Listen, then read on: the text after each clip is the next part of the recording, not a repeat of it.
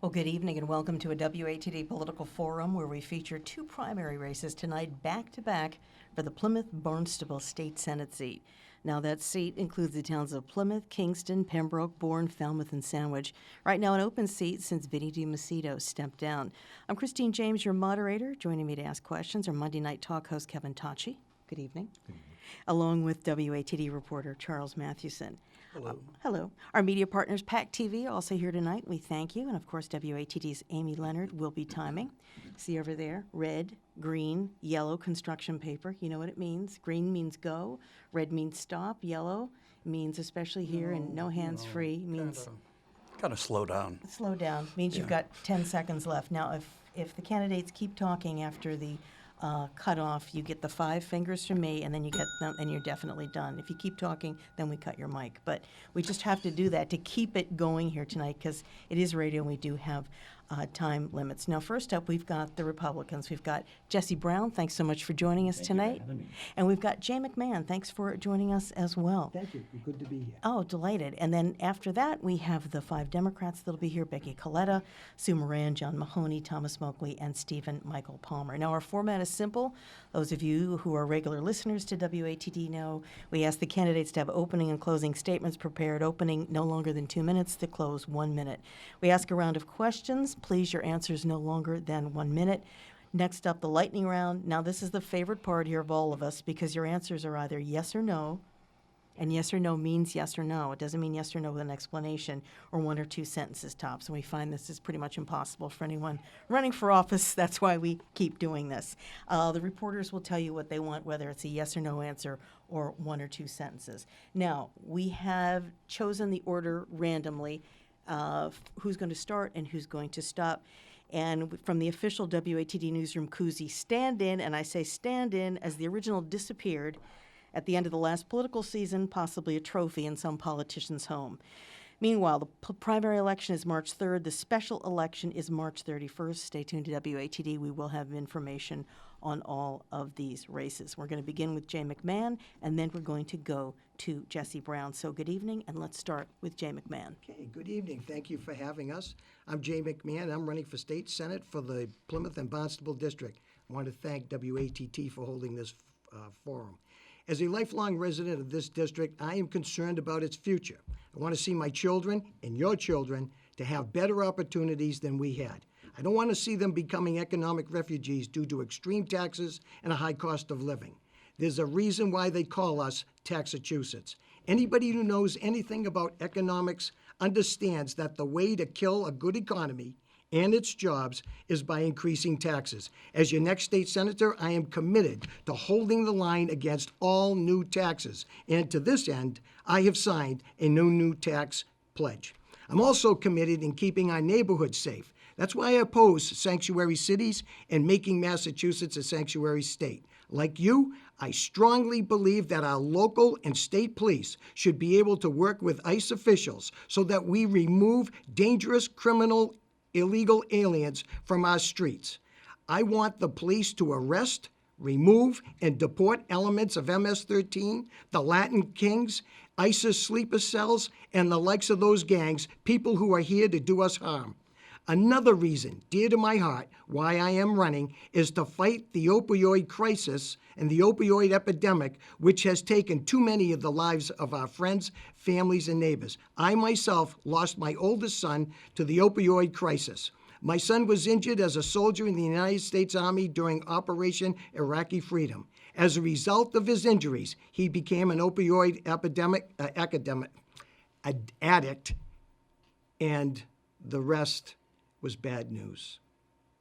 We need to improve and lengthen accessibility to effective treatment so that no more families lose loved ones to this scourge. This is why I'm asking you to vote for me, James Mcmahon, on March 3 for both Senator and Republican committeeman. Thank you very much. That was the opening statement from Jay or James Mcmahon. Now we're going to go to opening statement for Jesse Brown. Well, good evening. Thank you to WATD for hosting this forum, and thank you to my opponent for attending also. Most importantly, thank you to all that are listening tonight. I'm running for the Plymouth Barnstable District State Senate seat to succeed a person who served us honorably over the years with his effective leadership and commitment to our community. I'm excited to be here this evening to discuss the issues and agendas that are important to our region. My name is Jesse Brown, a lifelong Republican and resident of the Plymouth for over 20 years. I'm a United States Marine Corps veteran. After being honorably discharged, I started working in the wireless construction industry, first as a technician building cell towers, next as a project manager overseeing projects across New England, and eventually founding Hydria Communications in 2007. In 2013, I co-founded Hydria for Heroes, a nonprofit organization that provides vital services to veterans and families in need. I've served on boards and committees committed to economic growth and career opportunities. I'm a member of the Massachusetts Labor and Workforce Development Board and an active member on the Executive Board for the Plymouth Chamber of Commerce. If elected your senator, I will oppose tax increases and work to lower current taxes. I'll promote economic development to attract and incentivize businesses that will take pressure off our residential property taxes. I'll oppose sanctuary cities and sanctuary state, and I will also oppose all gas tax increases. As a leader, I am able to work with everyone regardless of their political persuasion, at the same time advocating our common sense conservative values. I will be an effective senator who will promote reform and get results most beneficial to our district. I believe that is the way you want to be represented by your state senator. I would be honored to earn your trust and vote Tuesday, March 3rd. Thank you. Thank you very much. That was the opening statement for Jesse Brown. Now let's go to questions from our panelists. Let's go first to Monday Night Talk host Kevin Tachi. Questions for the candidates. Thank you, Christine. Gentlemen, welcome to our political forum.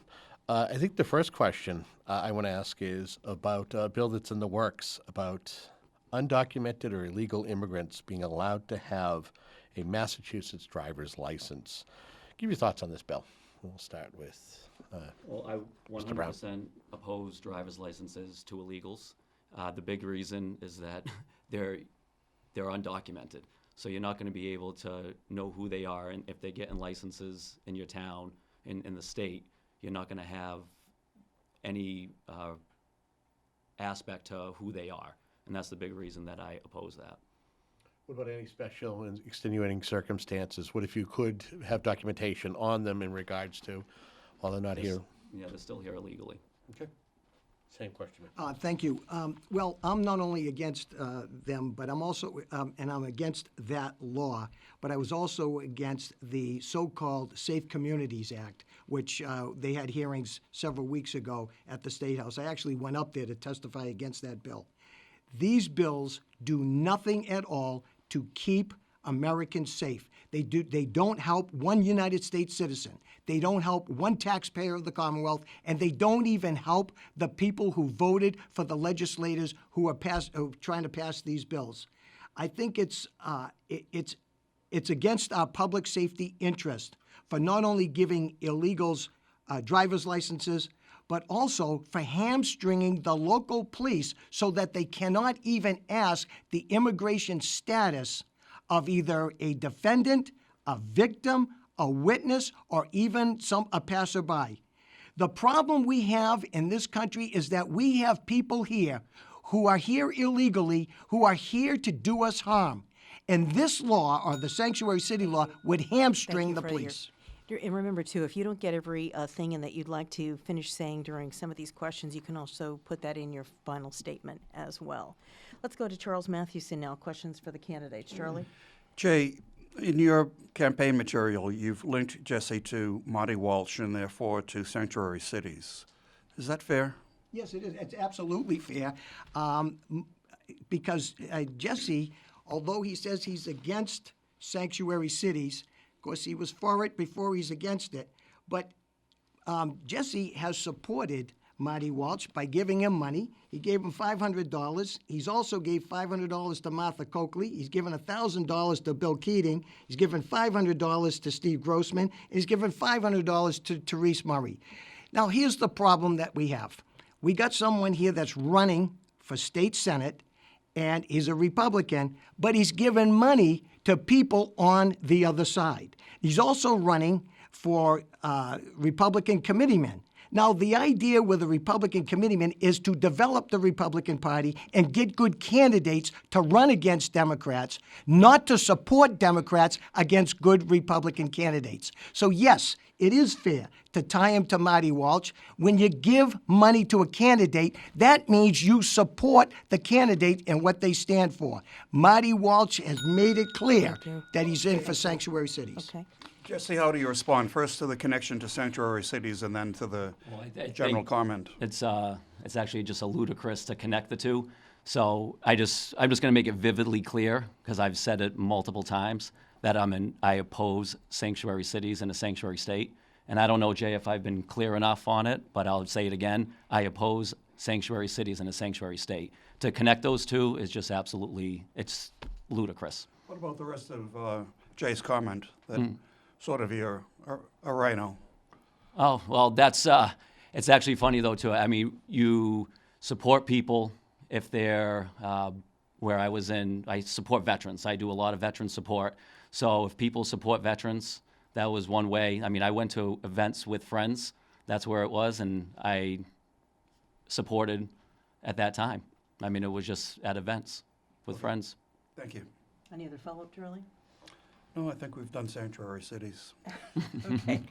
What about gun laws here in Massachusetts? Let's start with you, Jesse. Would you do anything to strengthen them? I think they're fine the way they are. What are your thoughts on the gun laws in Massachusetts? Well, the gun laws right now for licensing, I mean, there are state laws right now. I'm a licensed to carry gun owner. I actually have my own gun range also, so I'm a big proponent of the Second Amendment. And the one law that I would repeal would be for the assault weapons.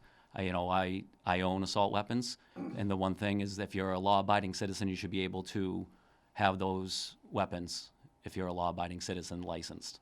Okay, that was Jesse Brown. Jay McMahon, what are your thoughts on the gun laws in the state? You think they need to be strengthened, left the way they are? What are your thoughts? No, the gun laws in Massachusetts absolutely violate the Second Amendment rights to citizens. There's no question about it.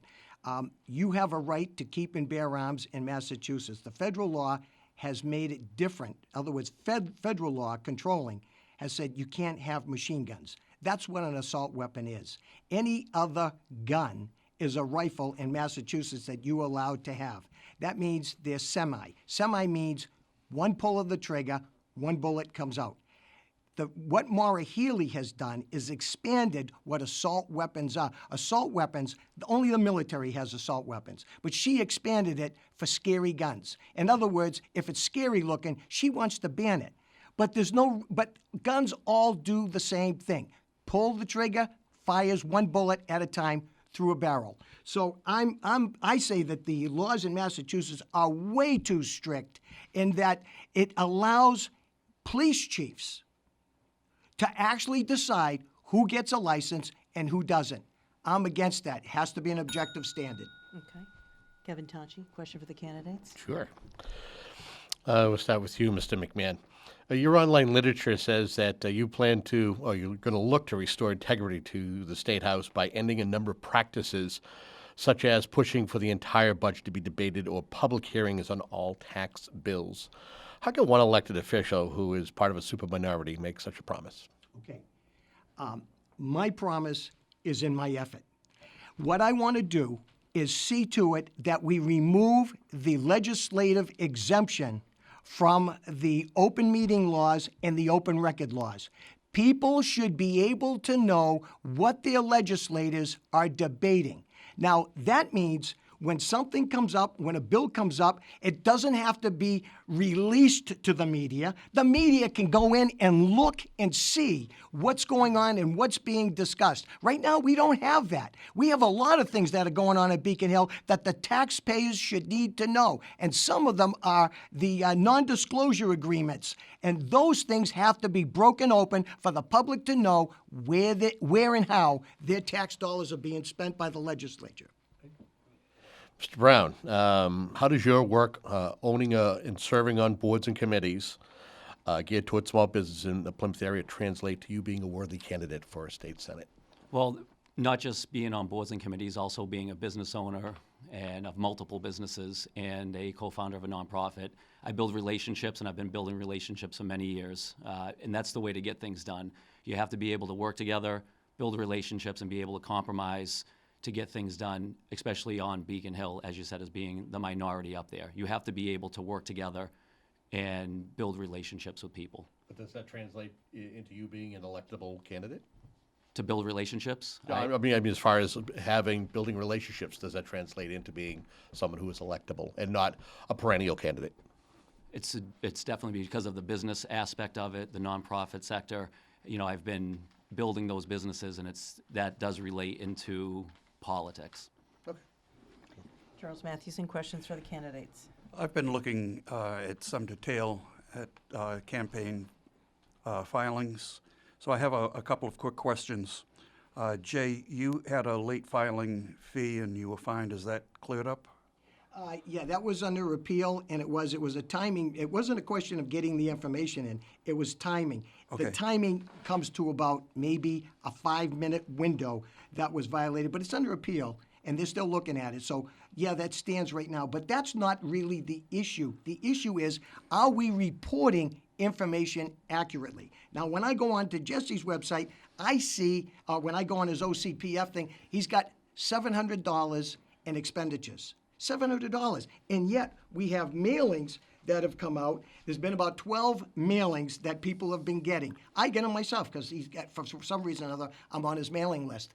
And those mailings go to the tune between $3,000 and $4,000 a mailing. So, times 3 times 12, 36,000, and he only showing $700 expenditures. Let me interrupt you there. That's a problem. Today was the deadline for filing. Those expenditures, Jesse Brown, are those included in today's filing? We work very closely with OCPF. Obviously, being this is my first time as being a candidate, but we work very closely. Our accountant and treasurer talks to them pretty much on a daily basis. Okay. I think these filings say something about the candidates. You have self-funded for $20,000, and your business partner, and his wife have each given the max of $1,000. Is that a problem to you?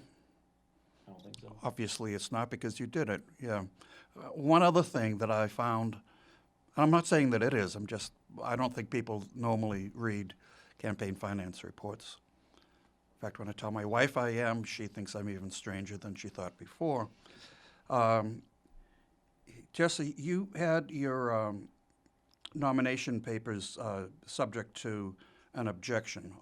It's technically called an objection, essentially a challenge, saying that some of the signatures were illegible and some did not belong to registered voters. We did a story on that, and we did a story when that objection was withdrawn.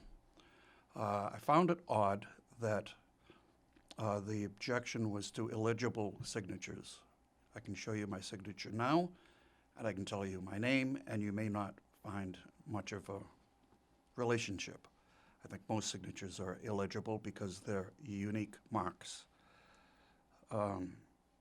Did you see anything odd other than that? When we do our nomination papers, we send it to the town hall, and they certify the signatures. It's the certified signatures from the town hall, then go up to Boston. They're certified by the towns. Okay, Jay, did you see anything odd in that objection? I know you got a copy because all of the candidates. Yeah. When I looked at it, what I did was when I saw the objection, I said, well, we had to find out how many signatures he put in, because I don't know if there's any basis for this objection. When I guess he put in like 300 or 312 or something like that. You need 300 signatures in. We put in 513, I think the signatures were. When you look at signatures, there's a way to make sure that signatures pass, and it is by printing or having the person print their name underneath the signature. When they print their name under there, then the registers can go ahead and certify that signature. Sometimes, depending on what town hall you're going to, sometimes they'll just pass any signature that is shown on there with an address. I want to cut to a specific here. Okay. There were 309 signatures accepted by the various town clerks. Okay. As he said, 300 are needed. There was a challenge for 27. Okay. One of those challenges matches a donor to your campaign. Okay. I mean, the objector, the name of the objector that I don't think we need to make public, Okay. donated $50 to your campaign in January. And the filing looked very, it was very good for form. In other words, it was done by someone with some legal training, Yes. not maybe just a 70-year-old person living in Bourne. Right. I saw the objector. I know the objector. The objector has a daughter who's an attorney. Okay. Is it a coincidence that the objector is a contributor to your campaign? Oh, absolutely. Absolutely. I mean, if you're asking me, do I know the person who is the objector? Oh, sure. I mean, when you get money from people, especially when you meet with them at fundraisers and meet and greets and stuff like that, sure, you know who they are. Most of what I'm finding out is when you get a special election like this, a lot of people are who are following a special election, not a normal cycle, are political people who have been in elections and involved in elections and know a lot about elections and who watch certain things and do certain things. And that's what you got here. Okay, thank you. Any more follow-ups on that? No, I have follow-ups on other things. but- Okay. Just a reminder to people that are tuning in, you're listening to a political forum here. It is for the Plymouth Barnstable State Senate seat. It is the primary race, the two Republicans in this special election. In this seat has been held over the years by a conservative Republican and a fairly conservative Democrat. And over the years, both of them, Terry Murray and Vinnie DiMacedo, had the reputation, from my expression, I love to say, they were able to bring home the bacon to the district. And they were very, very good at that for a number of organizations and the municipalities. How are you going to turn your experience into bringing home that kind of influence for the district? Let's start with Jesse. I do it every day, Christine. I do it with my businesses. We have to bring that money home every single day. So it's like I was just telling Kevin earlier, it relates from being in business. It's no different by going up to the State House to do the same thing. Jay McMahon, same question. Well, as you know, Plymouth and Cape Cod are vacation destination points, which means it's a strong economic generator and tax base for the Commonwealth.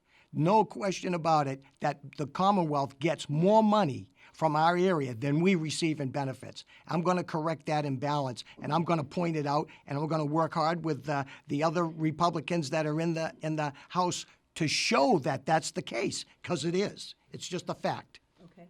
Kevin Tachi, questions for the candidates? Mrs. McMahon, on your online literature states that you would push to lower the sales tax to 5% from the current 6.25%. Is that a realistic goal or just a promise that most Republicans think taxpayers want to hear? It's a realistic goal because right now, in our state budget, this year, we have $1 billion surplus. We had the same thing last year. Now, a lot of people don't know what a surplus is. A surplus means we are paying more taxes, more revenue than what's actually being allocated to spend. We got $1 billion more. There is no reason why that money can't be returned either back to the taxpayers or at least reduce the sales tax, which across the board helps poor people. Mr. Brown, your website states that you'd seek to increase housing opportunities in your district. What types of opportunities would you seek? And would these result in housing developments, 40Bs, or chance for first-time ownership, home ownership? It was more for the first-time ownership. We want to make affordable housing available. So the big thing is one of my ideas is to change the zoning aspect of it to promote building. We want to have houses there for our teachers, police, people that are working out every day. Like smart growth? 100% smart growth, yes. And I'm a big proponent for that. Okay. Charles Mathewson, questions for the candidates? The Wildlands Trust held a forum similar to this, although not as good, I must say, Christine. Well, thank you, Charles. Okay. last week at their headquarters in Plymouth. Neither of you attended. There were placards there for your names. I want to know why. Jesse Brown? Well, our campaign, it's such a fast-paced campaign that we've already had other obligations at that time, and that's just, I think at this radio station too, I think I was supposed to be on another interview at this time, but we were on this. So we're getting asked constantly to be at places, and we've already had prior obligations. Jay McMahon, why weren't you with the Wirelands Trust? Look, I had a previous speaking engagement, but I also disagree, and because they vigorously supported the automatic gas tax hike in 2014. I'm against that. As a father, I'm committed to protecting the environment. However, I'm not going to break the backs of hardworking families with huge gas taxes and huge gas tax increases. I believe we should create incentive for people, different kinds of incentives to protect the environment rather than punishing our people who are just driving to work each day using the modern technology that we have. I think there should be incentives. For instance, I've actually availed an incentive myself on my house. I've got panels on my roof. I got solar panels. I have cut my electricity in my home down to 1/3 the cost. I think it's great. Those kind of incentives, they work, they help people. But raising the gas tax, I'm against that, and that's what this plan is all about. Let's continue with that whole idea of clean or green energy. What are your priorities or plans, if any, when it comes to clean or green energy? Let's start with you, Jay. Okay, first of all, I served for several years as an officer on the Bourne Financial Development Corporation. It was an appointed position. Board of Selectmen asked me to serve on there along with others. And our job was to create incentives and also to encourage green businesses to come into Bourne and to help with the local economy, and also to create jobs for people graduating from high school, people that are living in Bourne, to give them good jobs. I think that's the way to continue. I think that's the way to go, to bring in green jobs, environmental friendly jobs. We're doing it in Bourne. Okay. Same question, Jesse. Well, being that I actually install solar panels and we work for Tesla, yeah, we already do that. So I actually happen to agree with Jay on that one aspect right there. Is you have to bring in the jobs, being it's an economic driver, number one. So it's a threefold bonus for all of us. Let's go over to you, Mr. Tachi. Questions for the candidates? Hey, Governor Baker is proposing a Transportation Climate Initiative, TCI, as part of a plan to revamp the state's transportation needs and cut reliance on fossil fuels and invest it into lower carbon modes of transportation. Are you in support of this plan, or should the state explore other options? Mr. Brown. I'm definitely opposed to that. Number one, I'm a firm believer reform before revenue. So the money they want to have is it's about 17 cents for the gas tax to be raised. I know personally with my business how much that would cost, and I was just explaining this the other day. It's a domino effect. It's not just going to be the tax. It also will be the products that get put into the stores. Everything is going to rise. So the working families that are here, it's not just going to be the gas. It's going to be every product that they're buying. Everything's going to become more expensive, and their wages aren't rising. So I would be 100% opposed to that gas tax. Same question. The TCI is a bad idea that should never have seen the light of day. It's going to raise the gas tax on the people of this district double or triple. And it's just a plain crazy plan.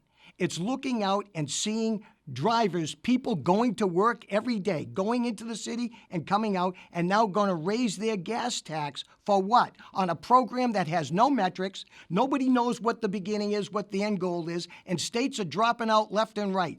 New Hampshire is out, Vermont's out, and even the Democratic governor of Connecticut, who is a liberal, a tax and spend liberal, has said, this is bad for my people. So even that's out. Now, I know Jesse says he's against it, but it is Governor Baker's plan, and Governor Baker's PACT, the Massachusetts Majority Independent Expenditure PAC, is backing Jesse Brown. They are sending out mailers on his behalf. There's only one reason why they're doing that, because they know they can count on him when it comes time to supporting this thing. And I think the TCI is the worst thing that could Thank happen you. for this state. One of the things that was discussed at length at the Wildlands Trust debate was transportation, because transportation is polluting. And Route 3 into Boston has one of the longest commutes in the country. In the country. I mean, I lived in LA for a little while. It was pretty miserable. It's shocking for me to hear that Route 3 has one of the worst commutes in the country. There were no really good solutions offered. I wonder what yours are. Neither one of you want to raise the gas tax. The Commonwealth is favoring development around commuter rails, which doesn't do much for the commuter rail in Falmouth. Do you agree with that? Doesn't do much for the commuter rail in Falmouth?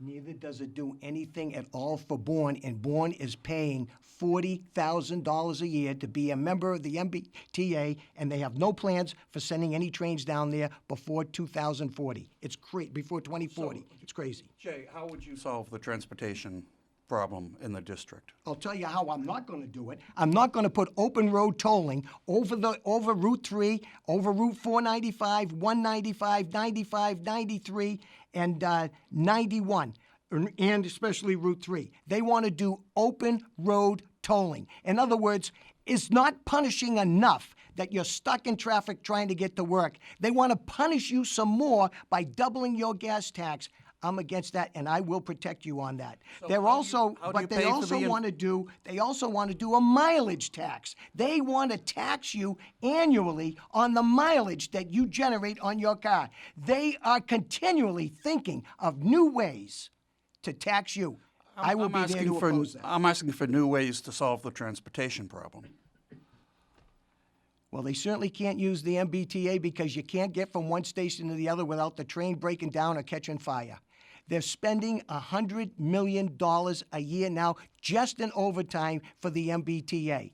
The pension of the MBTA is causing the whole state to go under. It's poor mismanagement, and we got to do something about it. Jesse Brown, how would you solve the transportation Well, dilemma? obviously, we just said that a lot of people going up there working, and I'm a big proponent, for businesses. You bring the businesses down here, you incentivize the businesses down here so that people aren't driving up there.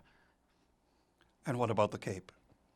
It's the same. I mean, obviously, tourism is the huge driver down there during the summer season, but it's the same thing. You have to bring businesses to that area. If you bring businesses to that area, people are going to stay, live, and work in that area. Okay, thank you. Okay. Let's start with decommissioning of Pilgrim. Do either of you, or both of you, or neither of you, have confidence in Holtec doing the decommissioning work at Pilgrim? Jesse Brown. Well, I live legitimately right next to the power plant, so I see this every single day, so it's a huge concern for me. Obviously, the number one concern is that safety is paramount there. You have to be able to get these rods into that dry cast storage and do it in a safe manner. Do I think that Holtec, I don't know enough about Holtec right now to answer that question, but again, there has to be oversight on that because the safety is number one. Okay, thank you, Jesse. Jay, do you have confidence in Holtec or not? I have no confidence at all. The whole thing has been a huge cluster screw up from the beginning. It's not like all of a sudden Pilgrim said, hey, we're going down today. We got a problem here. Now, we should have had plans 10 years ago on this plant being decommissioned. Right now, we're talking about taking in some energy now because we have to pipe it in. We got to take energy now they're talking from Maine, which is going to drive up the electricity costs in Massachusetts even higher. We already have the highest in the state. It's going to make it even higher.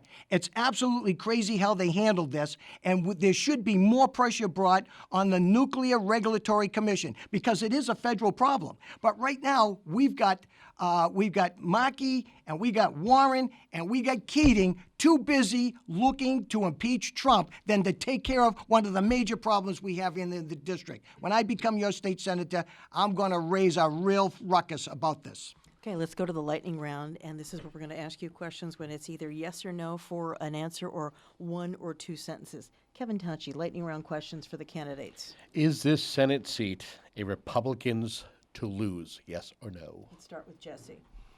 Yes. Okay. Absolutely Jay. yes. Okay. Charlie, What are your top 3 committee assignments? start Which with would you Jay. prefer? Okay, so my top 3 committee assignments: Judiciary, Ways and Means, and Transportation. Jesse Jesse. Brown.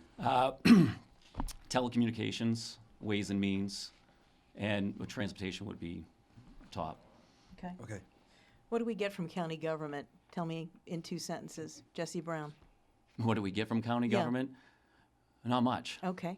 Jay McMahon, what do we get from county government? We get a ton of it. Now, down in Cape Cod, we have an active county commissioners.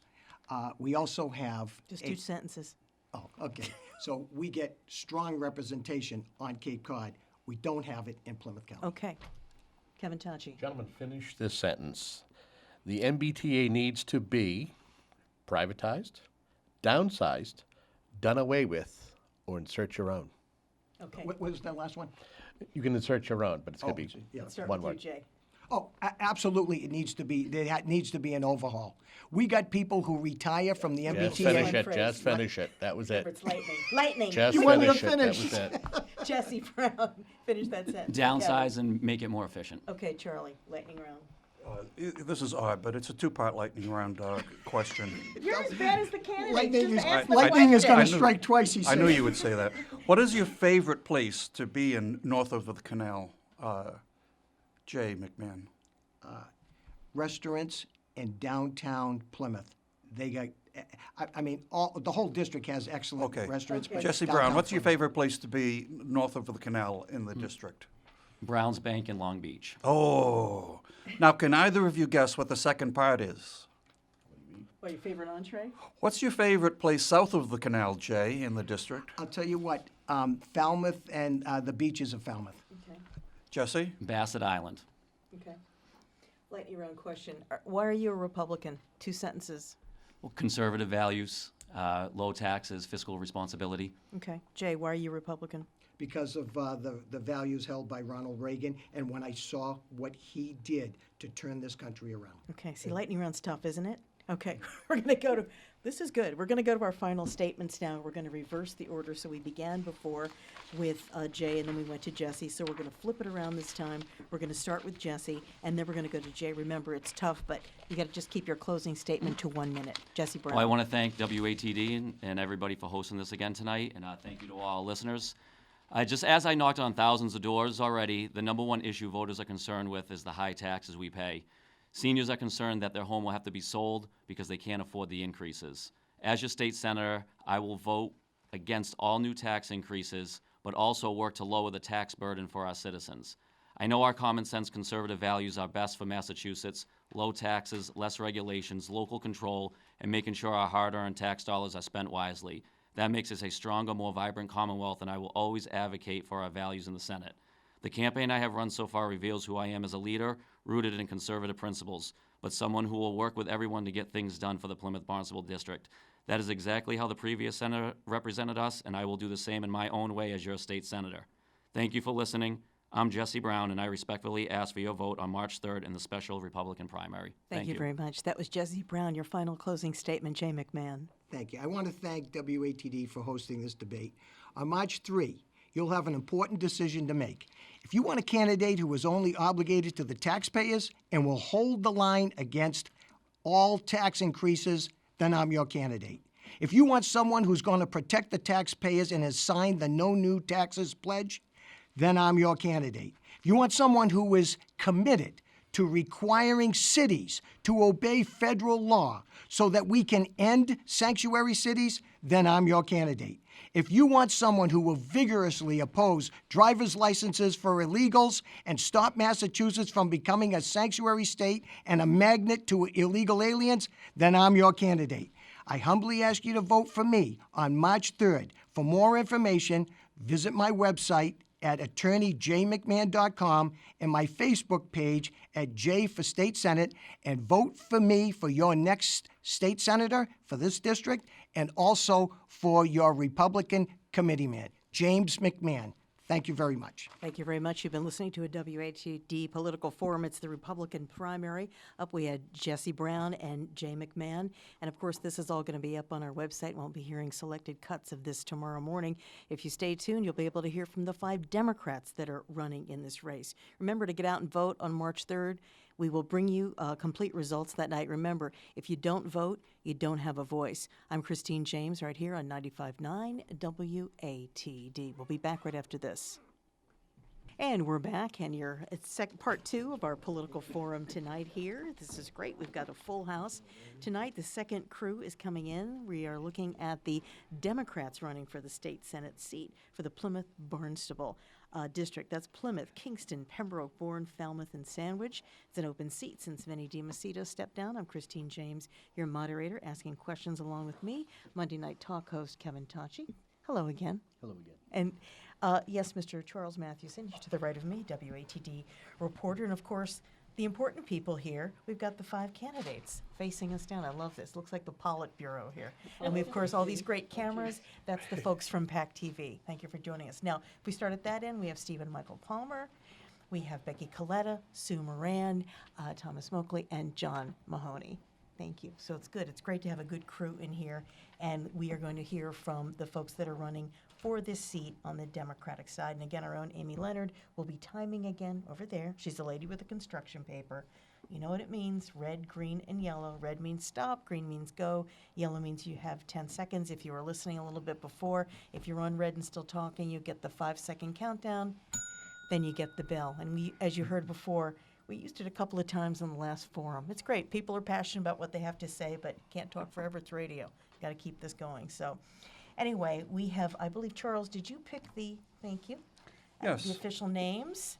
to do- Our station manager picked the names out of the unofficial WATD Red Cup. Okay, very nice. Thank you. So we will do opening and closing statements again. Opening statements are 2 minutes, closing statements 1 minute in between. As we did before, you get a round of questions. Your answer is 1 minute. Lightning round is yes or no or 1 or 2 sentences tops. And the order that we will begin with is going with Thomas Moakley, then John Mahoney, Sue Moran, Becky Coletta, and then Stephen Michael Palmer. That will be reversed at the end. So let's say hello again, and let's start with Thomas Moakley with your opening statement. Thank you, Christine, and thank you to you and everybody else here for hosting us today on WATD. My name is Thomas Moakley, and I'm running in the Democratic primary on March 3rd for the Plymouth Barnstable State Senate seat. Now, I'll tell you a little bit about myself. I'm from Falmouth. I'm an Eagle Scout. I'm a graduate of Georgetown, and since then I've been working full-time for the Suffolk County District Attorney while putting myself through the evening program at Suffolk Law School. I've also worked in the offices of Congressman Jim McGovern and State Rep Tim Madden on Beacon Hill. I got into this race because the issues that are most important to our communities and that have become tragically personal to so many of us are also disproportionately affecting young people. I'm the youth candidate in this race, and I think it's time, when we're talking about next generation climate policy, next generation substance abuse policy, that we need the youth voice at the table, and that's going to be my voice. Now, these are serious issues that require urgent action, but I'm optimistic, and I'm optimistic because there's no better day to be born in the United States than today. And tomorrow will be even better. And that's because of the innovations that are being made in technology, in science, in business, in education. All of these things, the problems are being solved every day. My job and the job of all elected officials will be to make sure that government catches up. And we can do that through practicing innovative strategies, by not being afraid to try new ideas, admitting mistakes when things go wrong, and having openness in government. That's the kind of senator that I will be, and I ask for people's votes on March 3rd in the Democratic primary. Thank you very much. That was the opening statement from Thomas Moakley. Let's now go to John Mahoney. Good evening, everyone. My name is John Mahoney. I'm running for state senate in the Plymouth and Barnstable District. Growing up in this district, I've seen it blossom over the years from my hometown of Pembroke to the streets of Falmouth and to my current residence in historic downtown Plymouth. I've always called this district home. My parents instilled working-class values in me. Both were teachers. My mother, Beverly, taught at North Pembroke Elementary for 25 years, and my father, John, taught in the Rockland school system for 20 years. Today, as a proud member of Local 4, I keep these lessons close to my heart. As a teenager and young adult, history and current events were always of interest to me. Daily, I would read the paper to know what was going on locally and globally.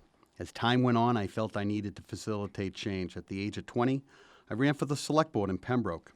I lost, but it ignited me a passion to help people. And so when I moved to Plymouth, I was heavily involved in Babe Ruth baseball. I got elected to Precinct 3 town meeting member. I was appointed to Finance and Advisory, and in 2008, I was fortunate enough to get elected to the Select Board.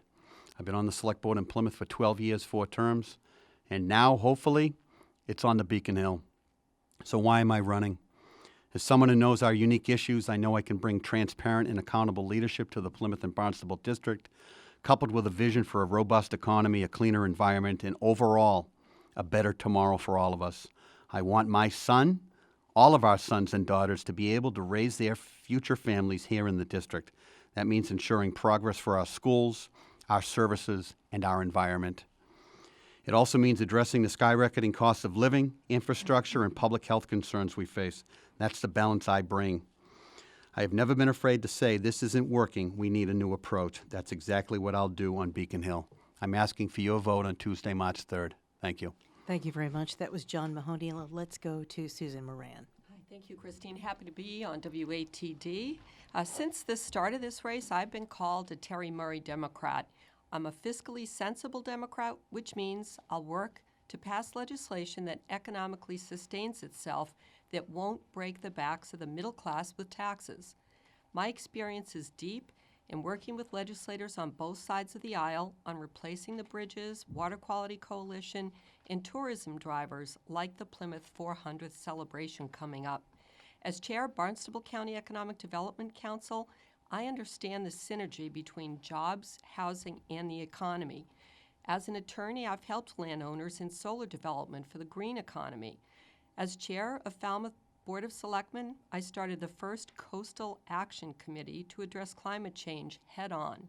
As a mental health counselor, I've worked in addictions treatment, and I know the heartache it causes families and the financial scourge to employers. As a trained mediator, I know how to bring folks on both of the aisle together.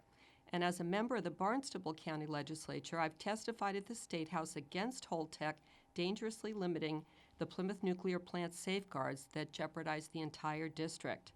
As the mom of a 4th grade public school teacher, I believe a community can provide stellar education for every ability, and that's what makes its best investment for the future.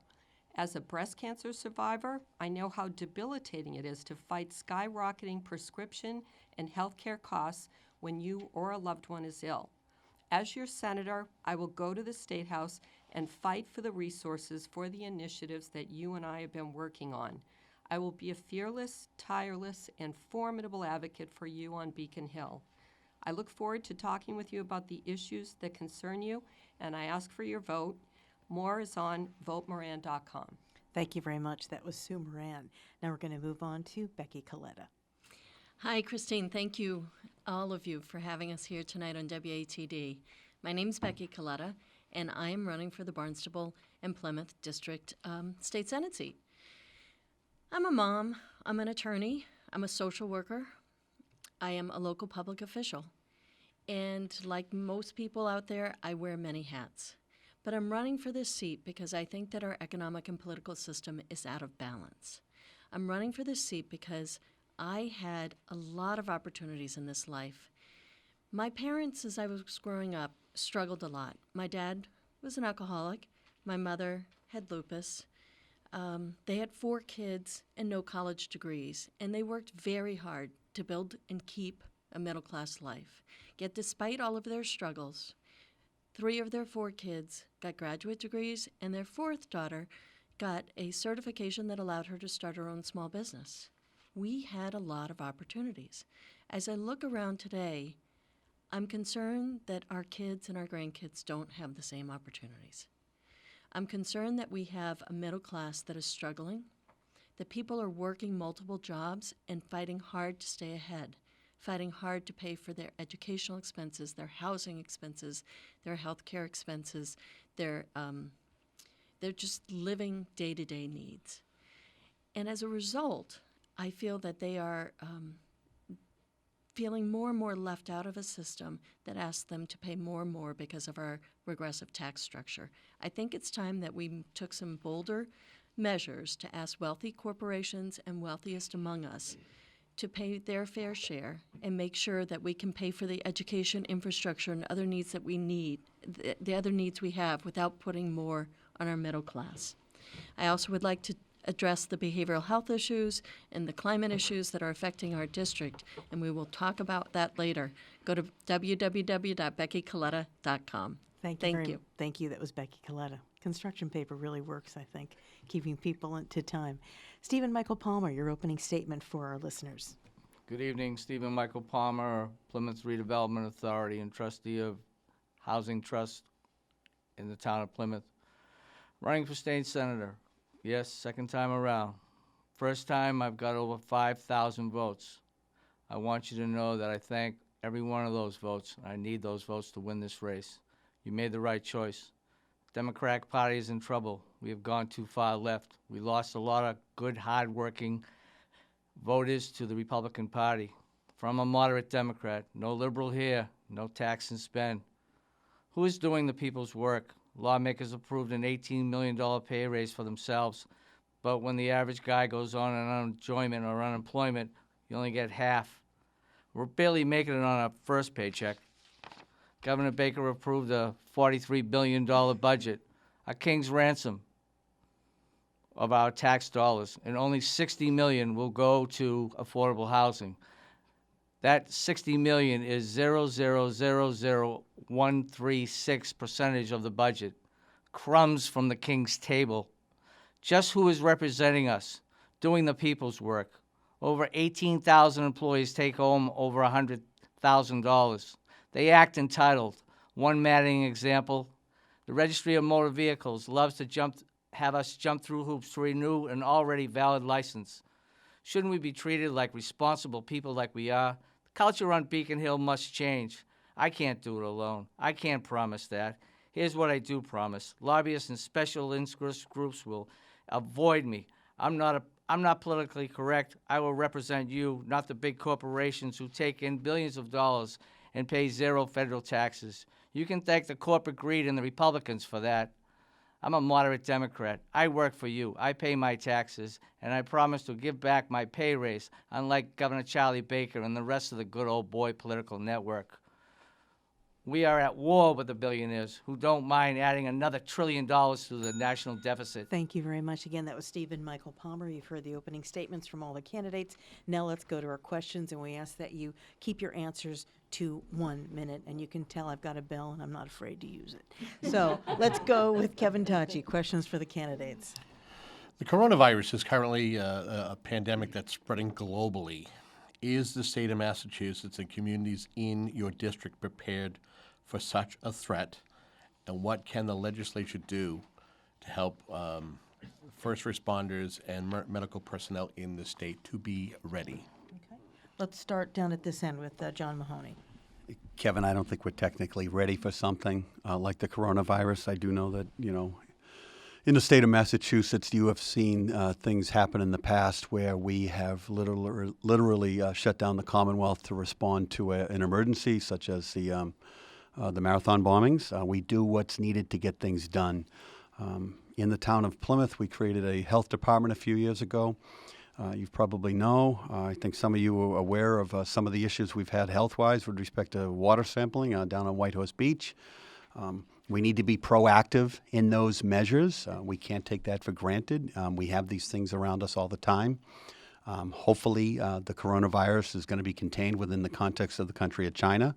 All those measures that the Pacific nations and the United States and Canada have taken as far as restricting travel, I fully support until that we know from the CDC and others that it's been completely eradicated. Okay. Same question. Stephen Michael Palmer about the coronavirus. We ready for it? I don't think we are, no. I think the virus is deadly. I watch the news and I read the newspapers and the Times and the Wall Street, and it has already affected the stock market itself. So the fact is, it's another crisis coming abroad here. I really do think that they should stop them at Logan. I really feel that they should take precautions at Logan International Airport and make sure they check everybody and, put a high alert on it at Massport. Okay. Same question, Sue Moran. This is one of the unexpected circumstances that our emergency responders train for every single day. And that's one of the reasons that I think we need more support for local emergency preparedness. In Falmouth, for example, we have a really state-of-the-art communications center, which is absolutely crucial in circumstances where you have lives at risk and you need containment. Part of the county contribution, Barnstable County, where I'm deputy speaker, is the health expertise that is really centralized, which allows distribution to local municipalities at not only a lower cost, but also to share the expertise so that each and every municipality can have the same information all at once. So I certainly think you could always be more prepared, but I can tell you right now I've been working with the authorities on the preparedness. Okay. Becky Coletta, same question. So I've been watching this carefully because my niece, who's currently pregnant, is an infectious disease pediatric fellow up at Boston Medical Center, and they've been watching this closely. And I worry about her, and I worry about us. But I also think that hysteria can take over, that we have a lot of really talented people at the major medical centers in Boston that make us probably more prepared than most other parts of our country.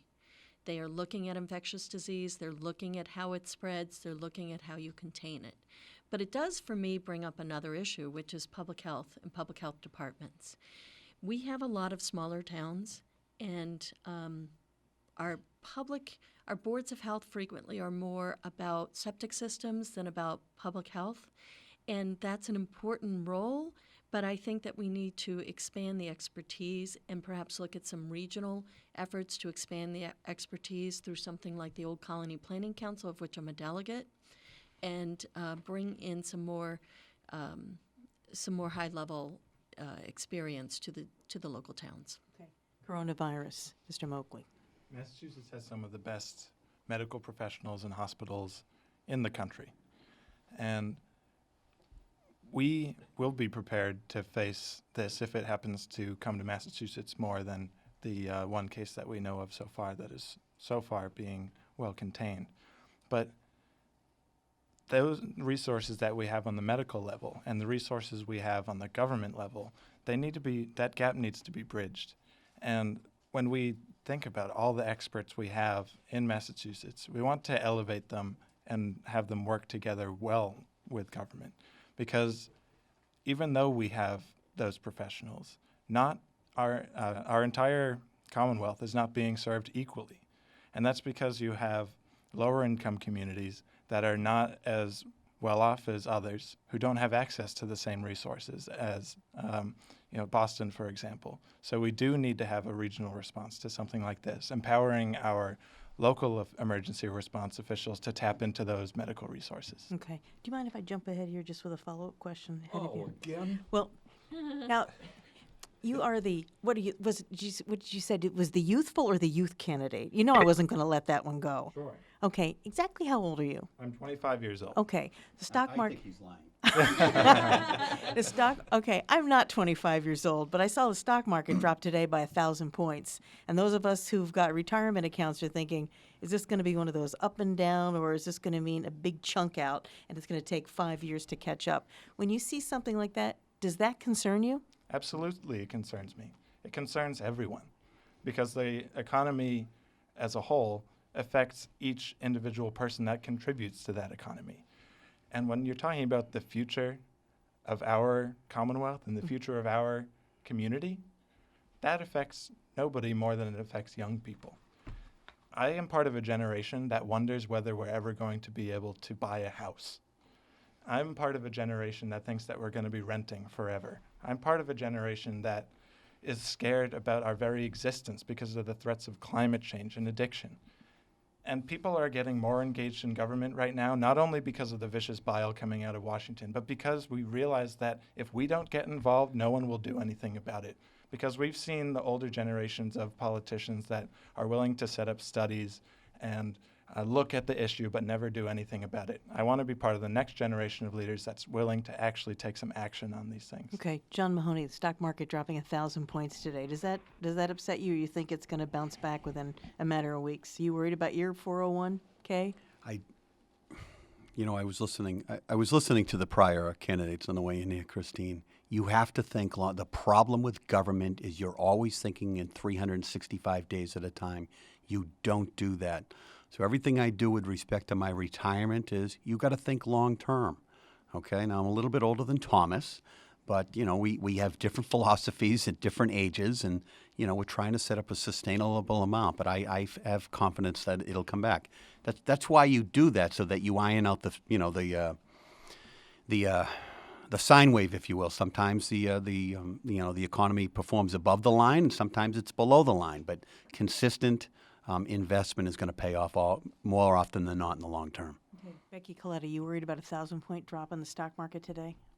So I'm turning 55 tonight. So I'm a little bit slightly Happy birthday! celebrating. All right, wait a minute. And you're at a political Wait a minute, this forum. doesn't count as my time. No, it's okay. And I was going to bring you a cupcake, and I forgot. I'll draw you one. I'll pretend it's Duxbury.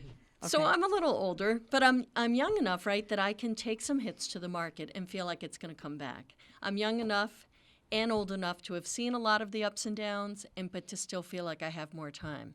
I also have seen my father, though, as a small business owner, go through some of these ups and downs and not always make it. Sometimes these downs hit at a time when people are vulnerable. It hits at a time when people need the money. And so it's easy for us to say it'll bounce back and it'll come back, but I know that some people tonight might be hurting. And some people over the next few weeks, if things don't turn around quickly, might be hurting. But I do feel like at the end of the day, it's the fundamental values and the fundamental stability of our country and our educational system that will keep the market going forward and bouncing back. Okay, Stephen Michael Palmer, what do you think about the 1,000-point drop today in the stock market? Does that concern you? I took a stock market course at Harvard at Baker Library when I was going to school there, and the fact is that I bought Chrysler at 3.5, and then they put an Iacocca in, and he invented the K car as well as the van. And the fact is that you got to know when to buy, when to sell. I was a millionaire when I was 27. I had 7 three-deckers in South Boston. I was a school teacher in St. Augustine's Parish. So I tell my kids this: don't buy what you can't afford. Don't buy what you don't need. Take care of what you have, and be frugal. You know what I mean? I don't have a lot of money now, but at least I own my house and I own my cars. Don't have credit cards. People are dreamers. I'm not a dreamer. I'm a more conservative. I'm a Republican, a moderate. You know what I mean? I feel that the fact is that people have to, don't roll the dice all the time. Save your money. Every nickel and dime you have, save it. My uncles grew up in South Boston, went to Normandy, and didn't see a quarter until Thank you. they went in the war. Now let's go to Sue Moran. With 1,000-point drop today in the stock market, concern you? It really does concern me. I think that, you started with Thomas. He's friends with my son. And when you look at the incredible opportunities for young folks today, there's also a view toward, new concepts, Bitcoin, the national debt. There's a thinking it's not such a concern that it's troubling and it's so huge. I think that what we can do in terms of a state senator is that we look at economic development and diversity. Just as we do in our family budgets, we diversify, right? So we might have some money in the stock market, we might have some real estate, we might have some money in the bank. I think that the state budget has to look the same way. We've got to make an investment in the Plymouth Barnstable District so that we can sustain ourselves, so that we can invest in climate change projects, so that we can literally shovel our, not get lost with the sand. Sorry, the metaphor is lost. It's really tough to stick to a minute, isn't it? Hey, you've been listening to a WATD Political Forum here. We're going to take a quick break and come back with the candidates. These are the Democrats running for the state Senate seat for the Plymouth and Barnstable District. We'll be back right after this.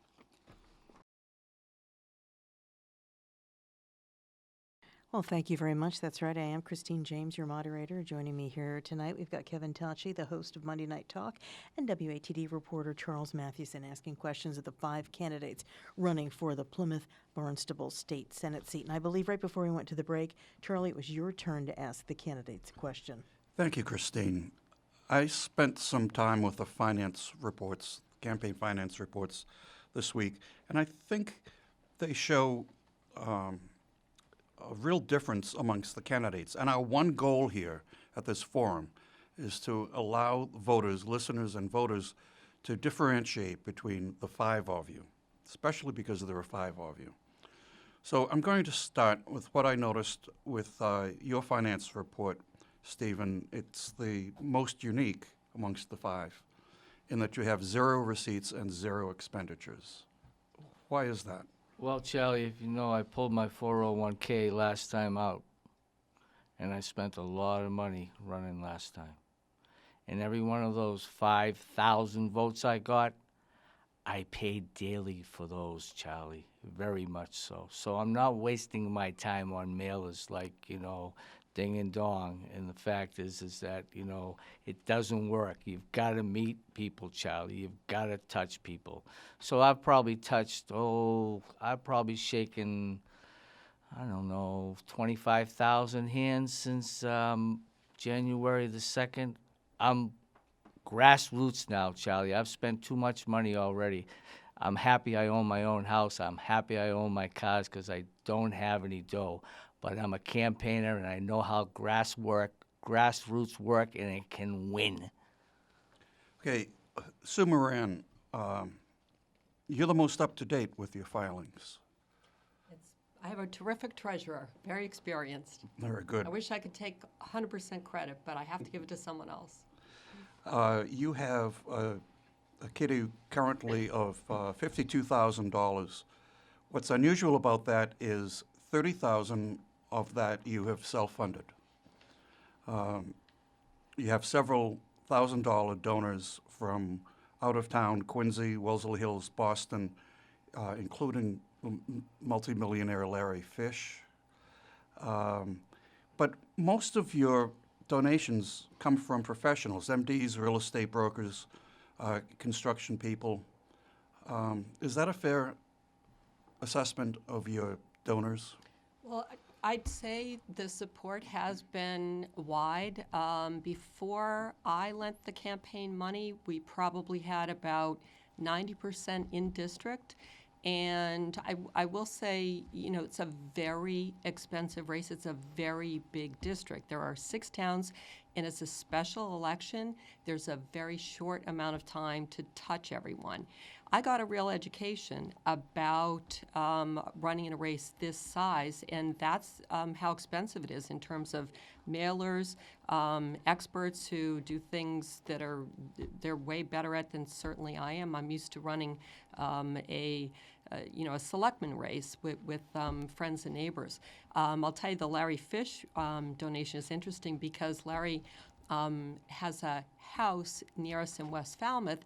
My son, who actually built the West Falmouth playground, and Larry helped him with that playground, and he's just had a fond place in his heart, and I guess that continues.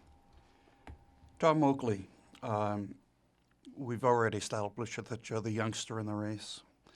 And you have a lot of small donors and young donors. I recognize some of the names from Kingston and in particular as being about your age. And someone named Elizabeth Moakley, do you recognize that name? That's my mother. Oh, yeah, okay. That's why she donated $1,000, yeah. Small, younger donors, does that characterize your donation class?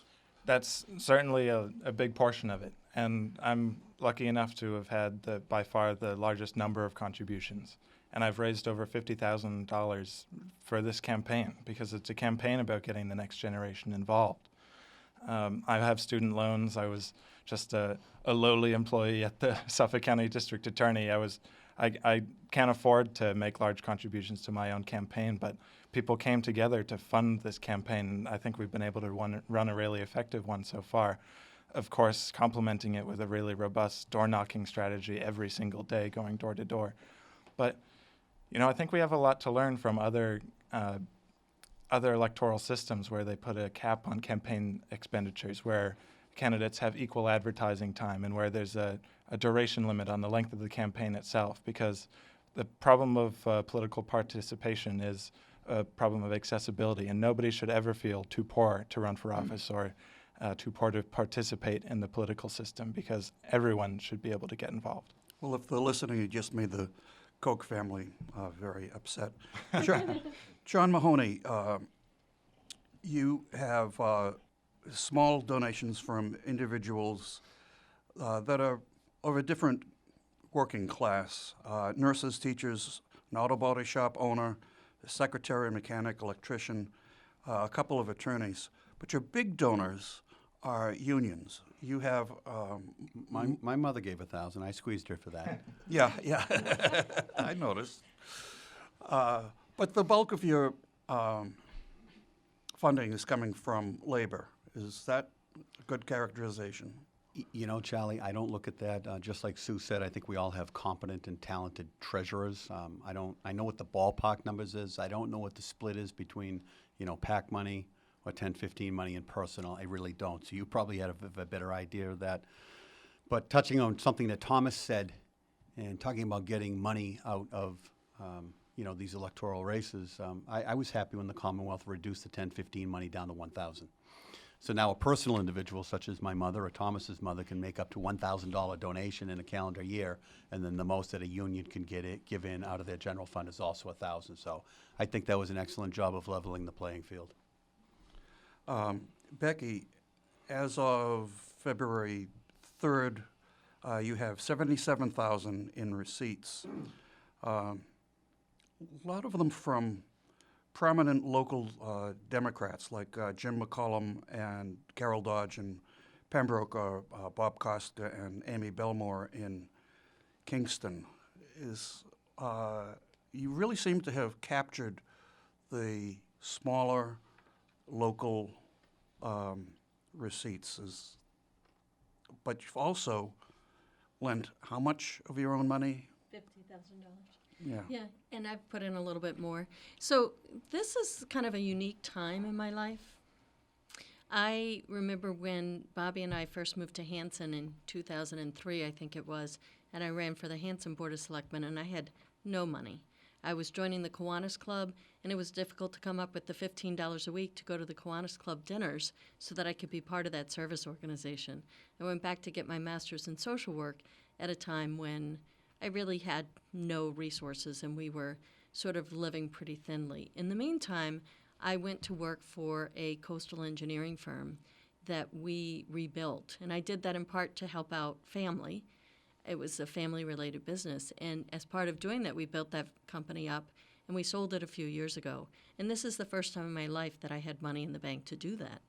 And I put my money where my mouth is. I worked on Josh Cutler's campaign for many years as treasurer, and I know how hard it is to build campaign coffers. And I made a decision if I was in it, I was going to be in it to put my money where my mouth was, because I'm asking people to give $25. Any follow-ups, Charlie? No, I thought you would follow up to Josh Cutler, one of our favorite people, Yep. and a former WATD. They've all heard the story. Josh Cutler, of course, an intern here. How many didn't know decades? that. Yeah, you didn't know that? No, I didn't know He was a college kid. He was an intern. I think he was, a sophomore at Skidmore? Now he's a state rep. He's got gray hair and kids. Makes you feel not like the youthful candidate. I just want to mention that. It's really coming back to haunt you. Let me ask you a question. We can talk about big ideas and generalities. The average voter in this district, what difference does it make if you get elected? What difference does it make to them personally, Becky? So for me, it's about bringing back regional equity and bringing money back from the State House to our district. It's about making sure, but more than that, it's about being someone who's going to go and fight for bigger and bolder solutions, that we're not going to be working around the edges, that I'm going to be like the youthful candidates who say we're not going to wait anymore, that we're going to try to make changes now, and we're going to make them as big as we can, particularly when it comes to transportation and behavioral health and climate change and our environment. So that's part of it. But the other piece of it that's really important to me is to say that we're going to start to talk openly and honestly about the issues that are underlying the problems and the solutions. That we're going to be talking very openly about why I support something like the Safe Communities Act, why I support the Fair Share Amendment, that we're going to be having open and honest communications. And I'm not just going to be voting on Beacon Hill and trying to hide that. Okay. Thomas Moakley, what does it matter to the average voter if you're elected? My great-uncle Joe Moakley was a congressman from Boston for 30 years, and one of the greatest lessons I ever learned from him was that you can get almost anything done in a legislative session if you're willing to give up credit. And that's the kind of state senator that I'm going to be. I'm not going to be in it for the headlines. I'm not going to be in it for the lovely, though they are, appearances on WATD. People would pay for this opportunity. I'm just going to add that in there. I'm going to be in it to make those action-based changes. And I'm going to be thinking about the future, not just the problem that's at our doorstep now, but I'm going to be thinking down the road.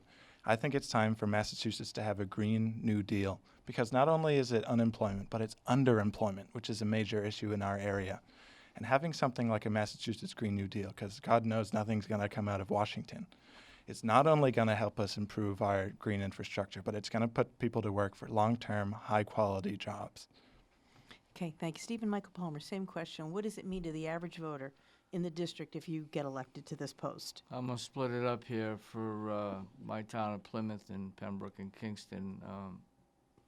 The federal government, the NRC, agreed to eliminate the 10-mile emergency plan zone, so they took $2 million out of the state budget. And that's a shame. You know, I feel that it has to be brought back. $2 million doesn't seem to be a lot of money for the $43 billion budget they have. I'm going to work strongly for that average, as you said, average guy. And the one I'm more concerned about is the one in the Cape, to stop the freight trucks from coming down Palmer Ave. Amazon, et cetera, should go out to New Bedford. I'll be at war with the Steamship Authority. You know, it's a $97 million corporation there, and they should be told by the state, and we should regulate it to help the people and help the economy. There's too much traffic in the Cape. Okay, Sue Moran, average voter, what can they expect from you? Sure. I have a lot of experience already in working on initiatives, and I've spent about 5 years in municipal government learning what needs to be done. There's never been a constituent that I haven't gotten right back and found someone who can solve the problem. The reason to send me to the State House is to fight for the funds so that these programs can move forward. If you look at, for example, my experience on the Cape Cod Regional Transport Authority, we need on-time transportation in the Plymouth Barnstable District. If that's just one example that can have a positive effect on climate change as well as sustainability, so that folks can get to work, they can do it less expensively, they can do it on time. We need legislation at the State House which allows more of us to work at home, which might give employers a credit for having those kinds of programs. We need legislation that's going to have sustainable jobs in the ocean. If I can go to the State House and fight for the funding that the Plymouth Barnstable District deserves, we'll be able to move those programs. Sorry. Thank you. John Mahoney, same question. So one of my colleagues talked about not being in it for the accolades or the photos in the paper, and that's not me either. A lot of this, what we do is what's right is right and what's wrong is wrong. And what's it going to mean to the average voter, Christine? I have a 12-year track record in Plymouth of getting it done and dealing with a $250 million budget. We work collaboratively, we work across the aisle, and we think outside the box. I'm proud of the fact that we were able to construct a brand new town hall, $54 million, and do it without raising property taxes. I stood up when I had some individuals suggest that we had to raise property taxes $200 million to take care of our roads overnight. I asked a crazy question. Why do we have an auto excise tax? Why do we have a roads tax? But those are crazy things, but I'm not afraid to ask those questions. I'm going to get up there and fight for this district and obviously support initiatives on both sides of the aisle that benefit the Commonwealth of Massachusetts as a whole. I'm probably wired differently. I bring a certain level of energy to the job. I will continue to do that at the state level. You know, sometimes I get on the doors on the other side of the canal down in the Cape. I'll be a senator for all 6 towns. Thank you. Trust me, Christine. Let's go for you, Kevin Tachi. Next question. So individual questions. We'll start with Sue. Education is listed as one of the top issues on your website. The governor signed the Student Opportunity Act late last year, which promises to spend $1.5 billion over the next 7 years. What is your understanding of this legislation, the impact or benefits that your Senate district might realize, and will it meet each community's educational needs? I think the short answer is that as a senator, I will go to the State House and I will be sure that the Plymouth Barnstable District gets its fair share. I have a former superintendent of schools on my campaign team. That my daughter was a 4th grade teacher. All my kids were public school kids. I think that we've got to invest in our not only our public school education, but we have to have kindergarten programs. We have to start early, invest in early education. I don't think there is any better investment for a community than to have a catch learning disabilities early, to have bright student opportunities, and I think that everyone benefits. The value of your real estate goes up if you have a better educational system. So I will go and make sure the Plymouth Barnstable District gets its fair share of that legislation, and I want to make sure teachers are consulted. Mr. Palmer, you've been quoted as saying that the legislature needs to start listening to the middle class. Have you had a chance to speak with voters from this group, and what are their concerns, and what can you realistically do to help them as a senator? Well, we'll have to go back to my last comment on that was the Pilgrim Power Plan, as well as the traffic on Palmer Ave. When you're meeting, a few hundred people a day out in front of Stop and Shops and Shaw's Market and et cetera, you feel for them, and a lot of times they'll come up and talk to you personally, and you'll spend time with them. A good politician will talk until someone else starts talking. A constituent will start talking, and you shut up and you better listen. God gave you 2 ears and 1 mouth for a reason. Excellent. Mr. Mahoney, you cite infrastructure as one of the many key issues within the race for the state Senate seat. What do you see as some of the main problems with transportation and roads around your district? And what results can you yield if elected to this office? Well, first of all, as a society, as Americans, I don't understand our approach to infrastructure. It's just, I said this before, we're the leader. We have to be the leader on planet Earth in deferred maintenance at the national, state, and community level. So if you're looking at the state, obviously deferred maintenance reigns down at the MBTA and our mass transit system. Hopefully there's some initiatives out there, whether it be the millionaires tax, the TCI, that is going to address that proactively, because you've created a bottleneck. And that's something that we have to own as a society, and the state of Massachusetts has to proactively invest at a proper level in our mass transit. And obviously the 2 biggest pieces of infrastructure within the context of the district are the 2 bridges. Okay, technically speaking, they probably should have been replaced around the time Thomas was born. Okay, and that's not, it's unfortunate, but, by the time you put a shovel in the ground, Kevin, to replace them in 2026, you're looking at 93 years of age, well beyond their life expectancy. And you're getting to the point where, God help us if we're compromising public safety. So. Becky, we'll stick with you as well. Transportation was something that you identified as a priority. What needs to be done to improve travel on many of the roadways in the district? So a lot needs to be done on transportation. It needs to start with some funding, which is why I think the Fair Share Amendment is key, because if we do a 4% marginal tax on incomes over $1 million, we can bring in almost $2 billion a year in revenue, and that's earmarked for education and transportation. Our transportation needs are great, financial needs are great, and we can't keep putting it on the middle class. When it comes to transportation, we spend less than $90 million a year in regional transit.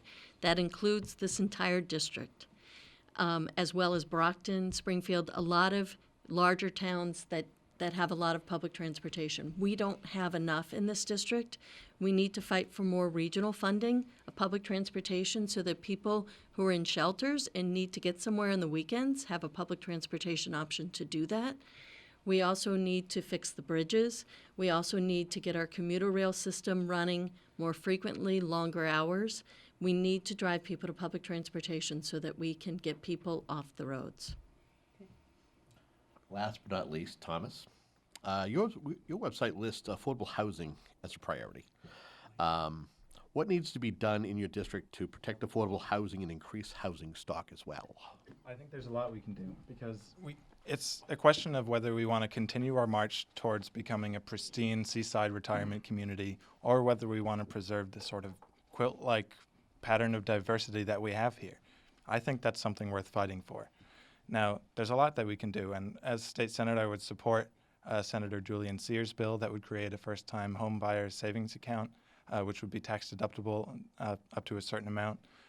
I would support allowing municipalities to have more flexibility with their CPA funding for affordable housing, also for creating tax incentives for year-round rentals. So then you wouldn't have the problem that so many of my friends do, where you may be able to find an affordable place to rent during the off season, but then when the summer comes around, you have to move back in with your parents, if you even have that luxury. A lot of people have to just move out of the district in that case. Charles Mathewson, questions for the candidates here for the Plymouth Barnstable State Senate seat? I'd like to hone the political philosophy of the five of you. Becky, you're the only self-described progressive. What does that mean to you? That means that not only do I support democratic values, but I'm willing to talk about them honestly and openly. I believe that when we talk about progressive values, it's about making progress. It's about making the moral arc of the universe bend towards justice. Those are fundamental values in my system that go back to when I was in law school and I was editor-in-chief of the NYU Review of Law and Social Change, times when I've worked with battered women, times when I've gone back to get my social work degree, spent time at DCF. I think that we have underlying issues in our society that we try to push aside, but people know exist, people know need help, and I want us to talk about them. And I want us to talk openly, so I'm not afraid to use the title progressive, which is a badge of honor for me as somebody who cares about these values and holds dear our democratic values and wants to fight for them and fight for social change that is for the good of all of us. Okay, John, I've watched you for enough years as Plymouth Selectman to know that you're very good with numbers. You have labor support. Could you describe your political philosophy? So obviously, another thing as Americans we have to do is we have to label people and stereotype them, Mr. Matheson. And Asking for a label, just as a discussion. okay, so predominantly my 12 years on the Plymouth board have been, more often than not, you have individuals of both parties who run for office and they advocate for change. They ascend to office and nothing changes. Okay? So my objective, my whole objective within the context of the budget of the town of Plymouth has been to leave the community in better financial place than when I found it. And I've succeeded in that. Have I done that alone? Absolutely not. We do that together. When you get when the bonding agencies get a hold of you and say you're going from a AA to a AA plus, you're doing something financial. All I'm telling you is the financial conservatism that all of us practice in our own households, I bring to the forefront in my office. Sometimes you deal with people on both sides who don't understand how to handle money responsibly, and then we complain about the fact that taxes are high, we have massive debt, and nobody can have any affordable housing. Tom Oakley, once again, we've established that you're young. Like Becky, you strongly support mental health services.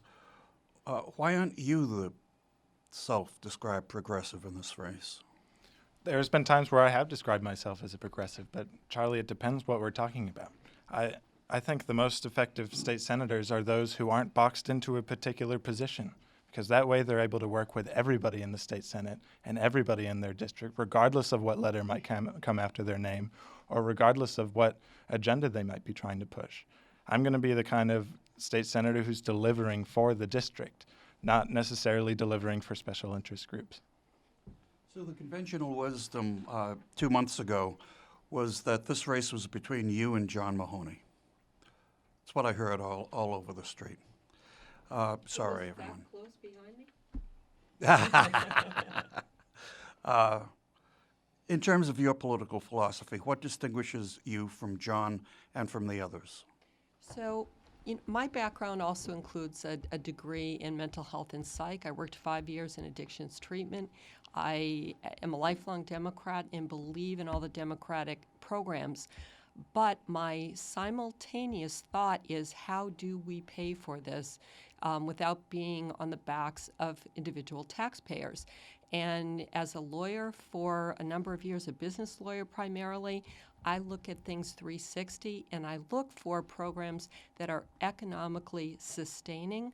I look at the nexus between jobs and housing. If the Plymouth Barnstable District has me as a senator and we get funding for climate change policies, we'll be able to use the experimentation that the county has been moving in terms of finding the best solutions to water treatment. That will create jobs, that helps tourism, and that's the foundation of the Plymouth Barnstable District economy. Stephen Michael Palmer, you've described yourself sometimes as a conservative, sometimes as a moderate. What do you say tonight? Well, I'm not progressive because I have Liberty Mutual as insurance, so, I'm not progressive. I don't get that. I got it, yeah. Yeah, all right. But the fact is, you're supposed to laugh for that, Charlie. I grinned. So give me the question again. You've sometimes described yourself as a conservative and sometimes as a moderate. Where do you actually stand tonight? Well, I'm more of a moderate than anything. I feel that the Democratic Party has gone too liberal. It's gone too left. We've lost a lot of the people to the Republican Party, and to be a working class Irish Catholic Democrat, I feel that I could possibly serve the people a little better than what's going on now. The billionaires beat the millionaires this year, and the middle class keep paying everybody's bills. So, remember that the one with the most money should always win, Charlie. And I don't feel that way. I feel that the guy out there who pays his bills and pays his taxes and works for a living should have a chance. And my grassroots campaign is on the bandwagon. It's not going to stop until the 3rd of March. I just feel that I'm more of a moderate. When people ask me who I am, I'm a moderate Democrat, working class American, Irish Catholic. Thank you all. Reminder, you're listening to a WATD Political Forum. The race is for the Plymouth Barnstable State Senate seat. That is Plymouth, Pembroke, Kingston, Bourne, Falmouth, and Sandwich. And we're going to take a quick break here and be back right after this.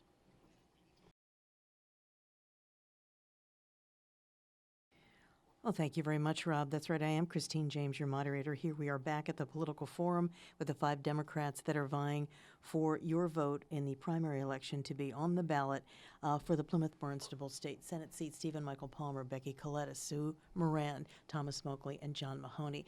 Asking questions with me, we have Monday Night Talk host Kevin Tachi and WATD's Charles Mathewson. Keeping time over there in the corner is our own Amy Leonard. I want to ask you folks a question. This comes up over and over again. I've never been able to get a straight answer from pretty much anybody running for office. We throw around the term a lot, middle class. How do you define middle class? Is it financial? Is it a certain income? Is it a state of mind? Is it a fantasy? Becky Coletta, define the middle class. Well, fundamentally, it's economic, right? if you are working at a point where you are unable to save substantially for the future and get yourself to the point where you don't need to work for the next, say, 6 months, you're probably in the middle class. But we could find an economic number. I think it's somewhere around 150,000, 130,000 in the Boston area for middle class. Is that income or? Income, yeah, income. Okay. But I think more than anything, when I think of the middle class, I think of those who are working for a living, who are making under 100,000. Those are the people who are really having to work harder and harder to stay afloat and to stay in the middle class. So when I talk about working for the middle class, I'm really thinking about those people who are trying to stay hard, trying to work very hard to stay in the middle class. Okay. Steve Michael Palmer, how do you define the middle class? Is it a certain income, like 50 to 100,000, 100,000 to 150? How do you define middle class? Well, I'll take it from the bottom and the way up, okay, how, someone becomes middle class. My father grew up in an orphanage at the House of Angel of God in Jamaica Plain, and he slept on the floor with newspapers as blankets, and the kids used to laugh at him when he had comics on his face, okay? He used to have to fight for his food. But when he got out of there, he worked the railroad yards in South Boston, changed brake shoes on the locomotives at night, and then he went to B.C., and then he became middle class, okay? So that's middle class. Those are the guys that, from the bootstraps of themselves and raised families, My father raised 6 kids. Some of them walked the halls of Harvard, and the other ones went to BC High and Archbishop Williams, because he was middle class, to pay for the kids' education, to make sure they have food on the table, to make sure they have clothes on their backs, and a good education to live in this country as Americans and prosper in life, the pursuit of happiness. That's the middle class. That's how you get there. Hard work. That's how I am middle class, too, and I want to represent them. Okay, thank you. Thomas Moka, hey, define middle class. I'm sure there's an economic distinction that is changing year to year depending on how the economy itself is going. But I remember seeing a graphic that showed that the vast majority of Americans consider themselves to be middle class, whether or not they fit the current economic definition. And I think that's representative of the fact that people are simultaneously compassionate for those who are not as well off as they are, what we would call the lower class. And at the same time, they are constantly aspiring towards the upper class, because that's part of the American spirit, to think that not only can you achieve whatever dreams you might have, but that you live in a society where you might actually reach those dreams. So I think that's why a lot of people think of themselves as the middle class, is because they're compassionate and they're ambitious.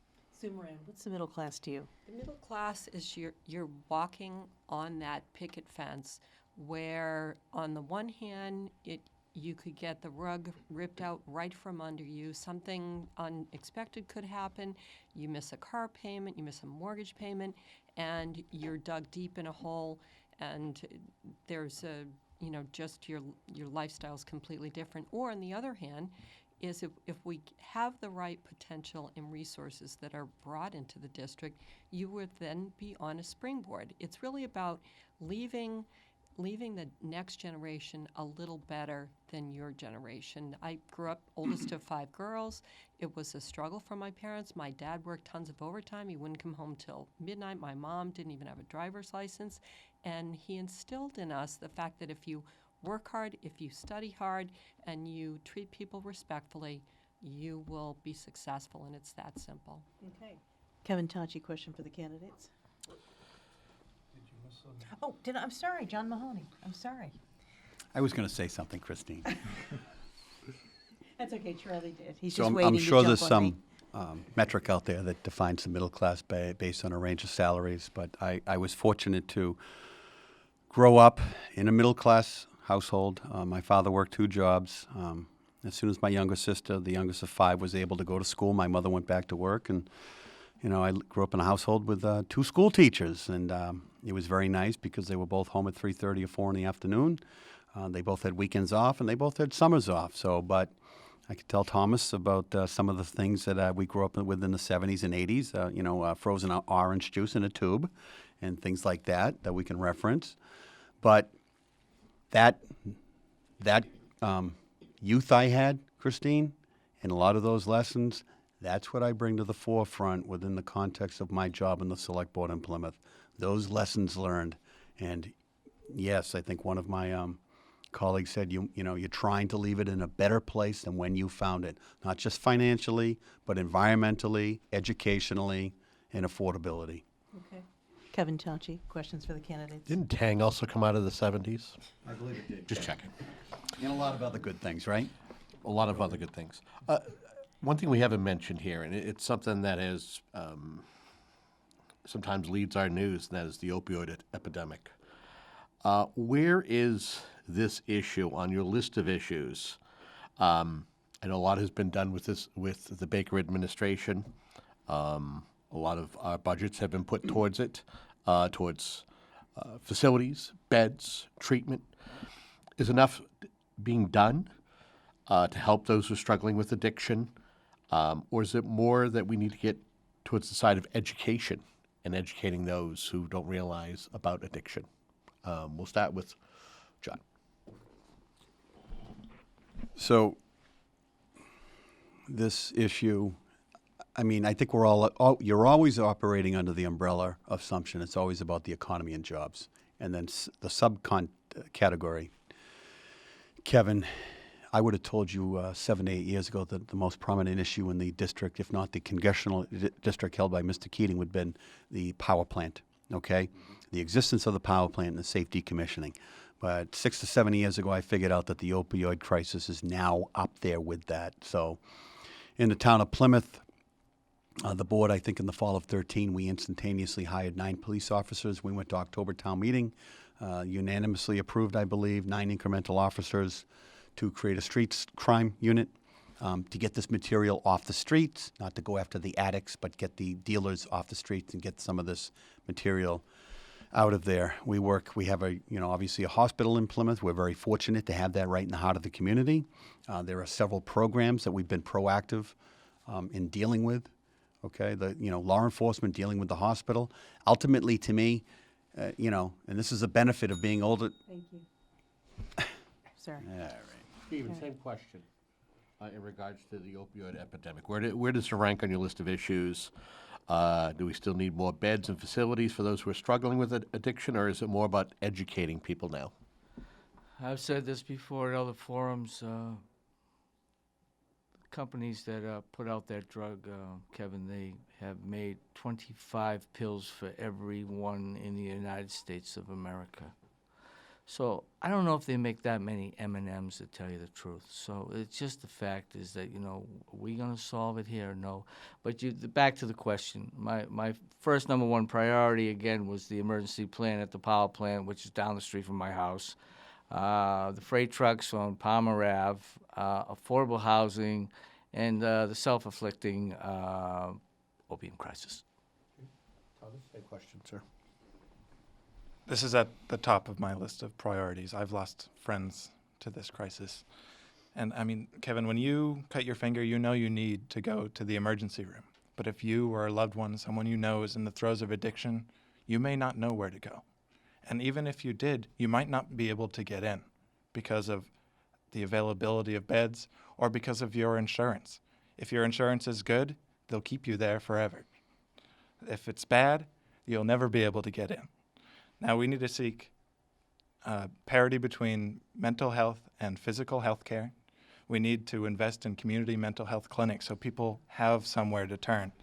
And we also need to get rid of the stigma relating to addiction. It's not a moral failing. It is a mental health disease. I mean, and it frequently is a co-occurring disorder with other things like alcoholism and depression, and that's because it's a disease of despair. A lot of people who are affected by this, particularly young people, feel like they can't get jobs and that they're stuck in a rut. All of these things we can do to improve this issue. Becky, same question, please. So this has always been at the top of my list. I grew up in a family with a father who was an alcoholic, In my 30s, while I was on a trajectory as a business attorney for a satellite communications company traveling around the world, I had to come to grips with this in my own life and spent a lot of years in Al-Anon. I went back in 2006 and earned a master's in social work from Bridgewater State. And I did that because behavioral health and addiction issues have plagued the people around me. I see it in our society, and I see it as an issue that we need to spend time and energy on. The opioid epidemic has done some good things. Here in Plymouth County, it brought the police and the social workers together in a program called Plymouth County Outreach, where they go to the homes the day after an overdose with a plainclothes police officer and a social worker and offer services. That has now grown into a hub system where the police officers and the various agencies, housing experts, are looking at people at risk and saying, it's not just opioids. There are people out there at risk who are not getting the services they need, and there are a group of people who are working to make that happen. That's just one of the things we need. Thank you. Same question, Susan. Sure. So I think that it's time that we stop under funding opioid addiction. I think that it's a comprehensive health problem. I think that the solution is just a matter of really prioritizing funding. I think we can address some of it by going head-on against insurance companies. Right now there's a sort of initiative to really work with insurance companies to fund things like EpiPens, to fund things like insulin treatments. I think that addictions treatment should be right along those lines, and we should allow it at the State House level. We could give tax credits to employers who continue to employ employees that have addictions issues. I think that that's going to be part of a comprehensive solution to the problem. We're just not giving it enough funding at this point. Charles Mathewson, questions for the candidates? At the environmental forum that all 5 Democrats did attend, one of the big topics was transportation. And what we can't seem to get around is everyone agrees that there's a problem with transportation in this district. It's compounded by the canal because you have to get past the canal, and it's a swift current. And Route 3 is one of the worst commutes in the country from the Plymouth County part of the district to Boston. We don't seem to be able to really get around the idea of funding versus the need. Everyone has all kinds of solutions, including we're just not going to fund it because it's not worth it. But after last week's forum, have you thought more about how to fund, what the solutions are and how to fund them? John Mahoney, let's start with you. Obviously, there's numerous initiatives going on currently up at Beacon Hill, Mr. Matheson, with respect to funding on various issues. But when it comes to transportation, and I don't support all of them, okay, but there are 2 that I do, okay? So you're talking about the wealth tax, 4% incrementally on individuals who make over $1 million. We just had a discussion on middle class. That is protecting the middle class. And in theory, that revenue would generate $2 billion a year that is going to be earmarked. Won't be allowed to go into the general fund of the Commonwealth. It's going to be earmarked for transportation and public education. So that's a start. And then I give the individuals up at Beacon Hill credit for starting a discussion in the context of the Northeast, 12 to 13 states, on the TCI. They haven't hashed out the details, but I have no problem with a large overview, long-term thinking philosophy that's going to generate more revenue on, obviously, predominantly a carbon tax that would, in theory, be proactively invested in transportation. Thank you. Who do you want to go to next? Let's go down the line. Thomas Moakley. We absolutely need to expand public transportation to our area, which is drastically underfunded and underserved.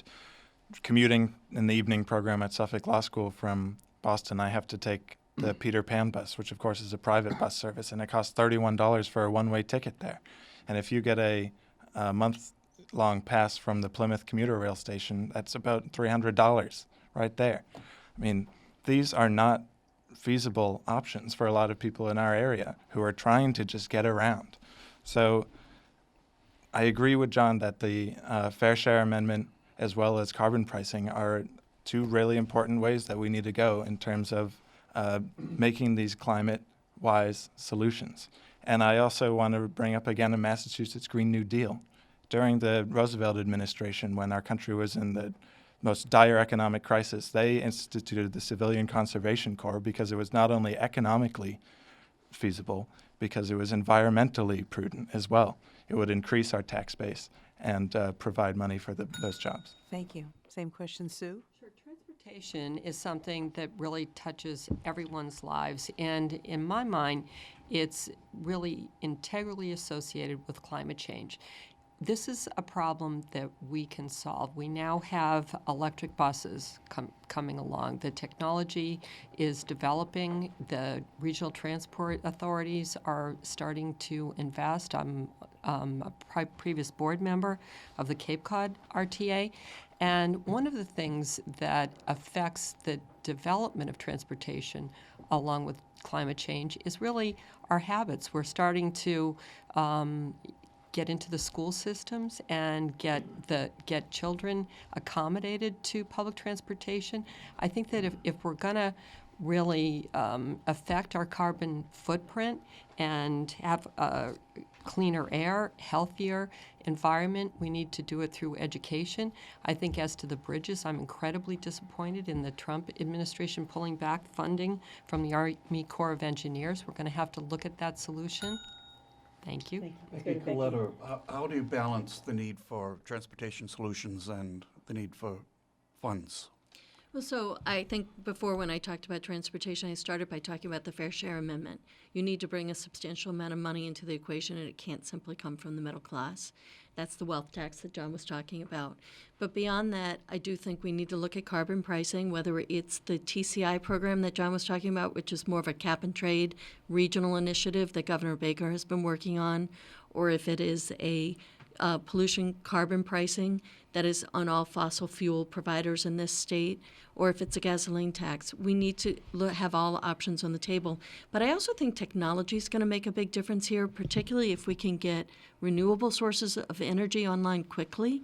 There is a lot happening in the electric vehicle market and a lot happening on the technology. I'm a big technology person. I worked in satellite communications for many years. There's a lot out there that can cause disruption in the next 5 to 10 years that would blow your mind.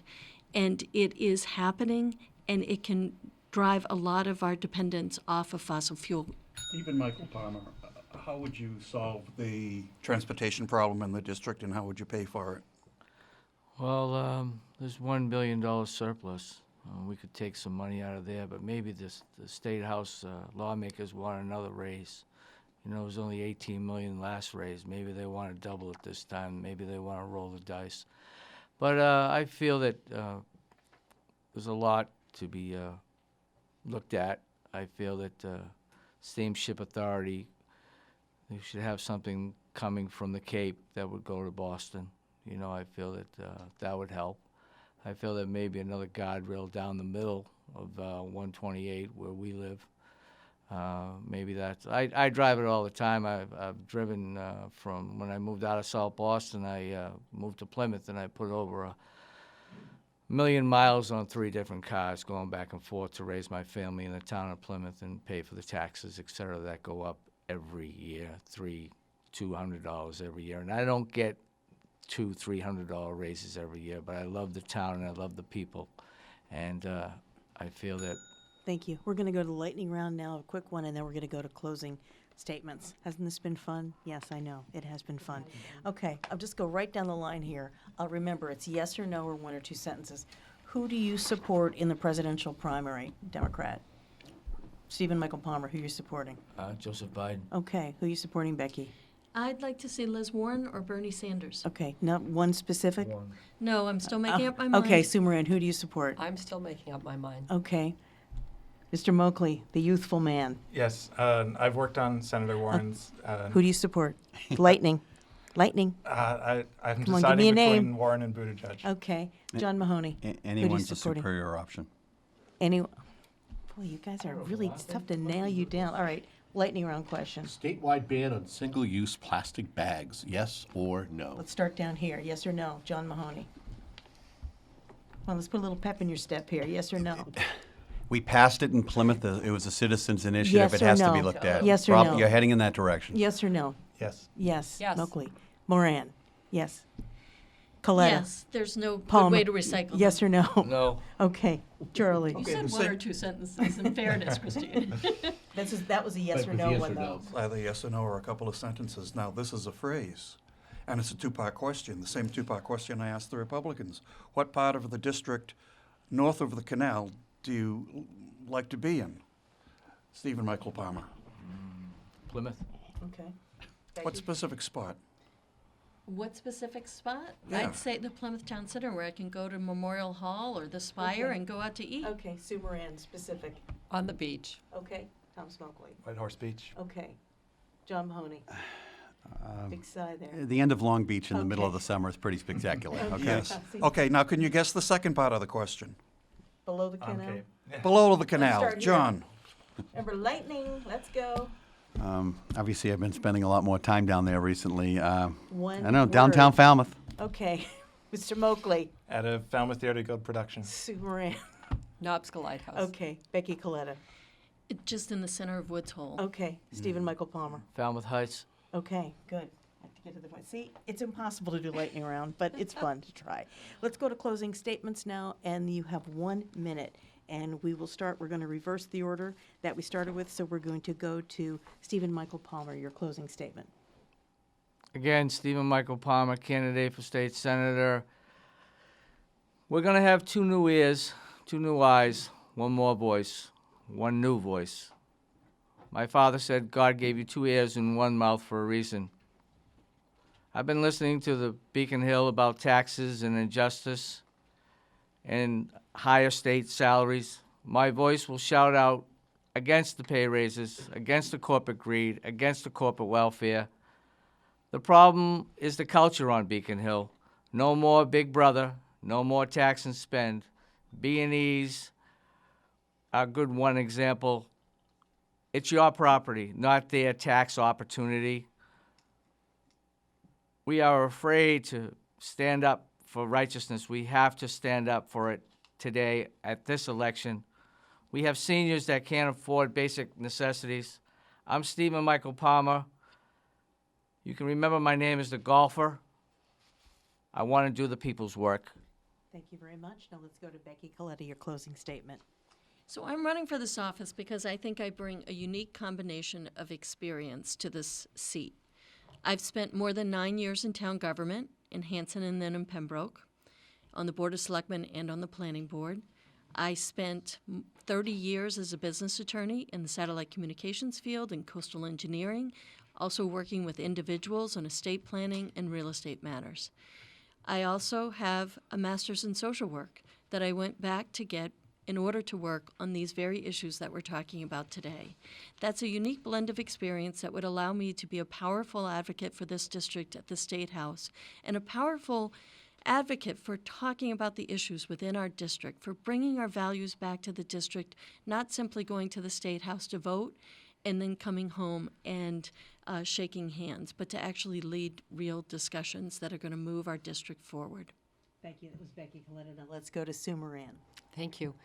I'm running to be your next state senator because we need to fight for legislation and funding for this district for programs that I've been working on with our delegation for over 5 years. We can't skip a beat. We need to hit the ground running on blue and green energy projects, climate emergency responses, housing, and other initiatives. Our district needs a fighter for its fair share at a time when Boston is loading up on paying for delayed maintenance on the T. I'm a fiscally sensible Terry Murray Democrat, and I believe that gives me an advantage against a Republican in the general. I hope to earn your vote in the March 3rd primary. Thank you very much. Now let's go to John Mahoney. My name is John Mahoney. It's an honor to be here at WATD again. Christine, Charlie, and Kevin. Always a pleasure to be in Marshfield outside of the Senate District. I'm running for State Senate because I bring a certain level of energy to this position. I've results-oriented, have 12 years on the Plymouth Select Board, a community with a $250 million budget where we get things done by working collaboratively across the aisle. I'm asking for your vote on Tuesday, March 3rd. I want to continue the work of what we've built in Plymouth and take that to the next level up in Beacon Hill. I have a website, Mahoney for statesenate.org. Love you to go to the website and check out the, all the information is put up there. If you have any questions, don't be afraid to reach out. Send me an email, Facebook message, or call. I would love to have your support. Looking forward to getting this done on the 3rd of March. Thank you. Thank you very much. Now let's go to Thomas Moakley. When Franklin Roosevelt ran for state senate in his 20s, he frequently quoted Abraham Lincoln, who also ran for state senate in his 20s, who said that whether or not I'm bound to win, I'm bound to be true to what light I have, standing with those who stand right and parting with them when they go wrong. Well, I sit among some really good Democrats here, and I think we have a really strong field. I've been knocking doors on both sides of the bridge alongside John. I attended the Women's March in D.C. alongside Becky. And Sue and I just went to a centennial celebration of the 19th Amendment where we learned that it came down to one single vote in the Tennessee legislature of their youngest delegate, who was even younger than I am now, 24 years old. I think it's time for the next generation to get involved in politics here in Massachusetts when we're talking about the next generation of climate policy and how we're going to combat the addiction epidemic. You can vote as soon as tomorrow if you're able to, but my website is thomasmoakley.com. And I ask for your vote on March 3rd in the Democratic primary. Thank you very much. You've been listening to a WATD political forum. The 5 candidates are here: John Mahoney, Thomas Moakley, Sue Moran, Becky Coletta, Stephen Michael Palmer. I'm Christine James, your moderator, joined by Monday Night Talk host Kevin Tachi, Charles Mathewson from WATD, also Amy Leonard Timing. Larry, our engineer, is over there. Hello, Larry. And, of course, our good friends, the media partners at PACTV. Remember, the primary date is March 3rd. The election is March 31st. You can get all the results here on WATD. Remember, get out and vote. If you don't vote, you don't have a voice. Right here, WATD 95.9. I'm Christine James. Thank you.